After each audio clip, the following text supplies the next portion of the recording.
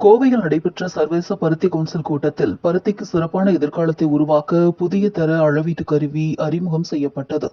ஜவுளித்துறையின் சிறப்பான வளர்ச்சிக்கான நவீன முன்னேற்றங்கள் மற்றும் தொழில்நுட்பங்கள் குறித்து தொழில்துறை தலைவர்கள் மற்றும் நிபுணர்கள் கலந்து கொண்ட பருத்தி தினம் 2024 நிகழ்ச்சி கோவை அவினாசி சாலையில் உள்ள தனியார் ஹோட்டல் அரங்கத்தில் நடைபெற்றது.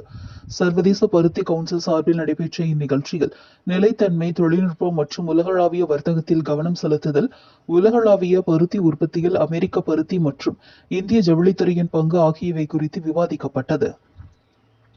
மேலும் இதில் தொழில்துறையின் வளர்ச்சி மற்றும் எதிர்கால வெற்றியை ஊக்குவிக்கும் புதிய கண்டுபிடிப்புகள் ஆகியவை குறித்தும் முக்கிய விவாதங்கள் இடம்பெற்றன.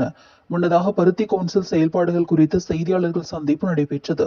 இதில் காட்டன் யுஎஸ்ஏயின் தெற்காசியாவிற்கான விநியோக பிரிவு இயக்குனர் வில்லியம் பெட்டன்ஜோப், சுபிமா தலைவர் மற்றும் தலைமை செயல் அதிகாரி மார்க் லெவ்கோவிட்ஸ், சர்வதேச பருத்தி கவுன்சில் பிரதிநிதி பியூஷ் நெரிங் மற்றும் ஹில் அண்ட் நோல்டன் இயக்குனர் இவா மரியா பில்லே ஆகியோர் பேசினர்.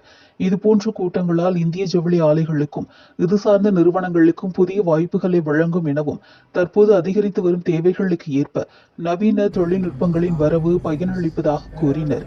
மேலும் நீளமான இழைகள் கொண்ட பருத்தி மீதான இறக்குமதி வரி நீக்கப்பட்டதன் காரணமாக உயர்தர யுஎஸ் பீமா ஃபைபரை இந்திய ஆலைகள் எளிதில் வாங்குவதோடு உலக அளவில் போட்டித்தன்மை நிறைந்த ஜவுளித்துறையில் மேம்பட்ட தயாரிப்புகளை வழங்க முடிவதை சுட்டிக்காட்டினர். தொடர்ந்து நிகழ்ச்சியில் காட்டன் யுஎஸ் சார்பாக புதிய தர அளவீட்டு கருவி அறிமுகம் செய்யப்பட்டது.